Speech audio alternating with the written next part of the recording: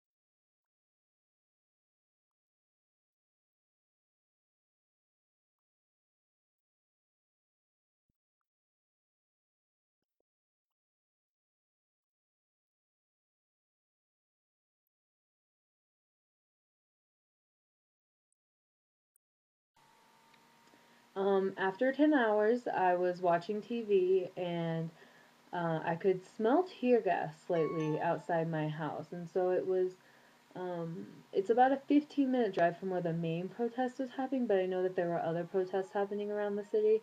However, I saw nothing. I could see smoke in the distance as tires were being burned. And later in the night, the military rescued Correa from the hospital. There was lots of gun shooting. I was very surprised because I saw a man shot on TV and killed. I didn't see too much. He was very far away. It was at night, but I saw him fall down the hill and they pronounced him dead. It was kind of like it was in a movie.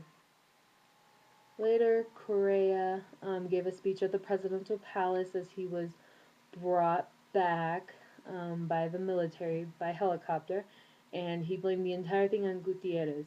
Lucio Gutierrez is the previous president of Ecuador from around 2006. He was outed by a coup.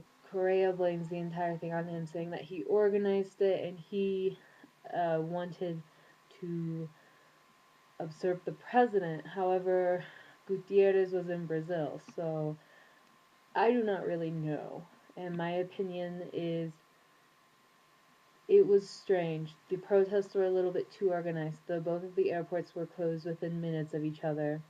Um, Turns out there really wasn't very much looting going on, only where the protests were really happening. I think 10 people died indirectly, and only 4 people died because of shootings or when they were trying to rescue the president. And so it was also interesting because all the police that were protesting had their faces covered up the same way all around the city. There was some type of organization, and nobody knows why. The police were protesting because, according to them, Correa had taken away their benefits and cut their salaries. However, according to the laws that Correa said were put in place, that he took away about $20 a month and a gift basket they get at Christmas. And so there's a lot of going back and forth saying that the police hadn't read the laws and that somebody had organized this and they didn't really know. And so the police were rioting for really no reason. Can we call what happened a coup d'etat? I don't know. Honestly, I think no.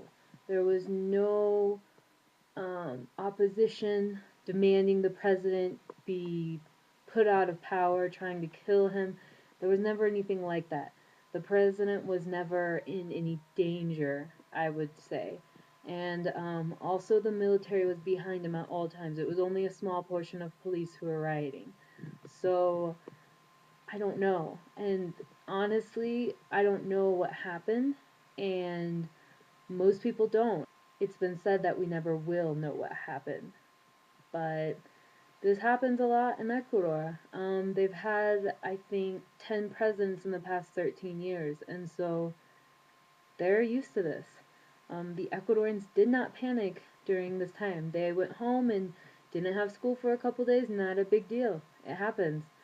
So, um, it was a very interesting experience. I loved being here and watching it, and I wish I could have been there and seen the protests, and I wish I could have actually known what had happened, but I don't. And today, the next day, things were back to normal, perfect for the most part. You couldn't even tell that anything had really happened. So it was a 1 day thing, caused about a week of problems for Ecuador politically. Ecuador's calling it a coup. I don't know if I would call it that, but it was very interesting to witness. If you're interested in the Gilman Scholarship, go to this website. Adios.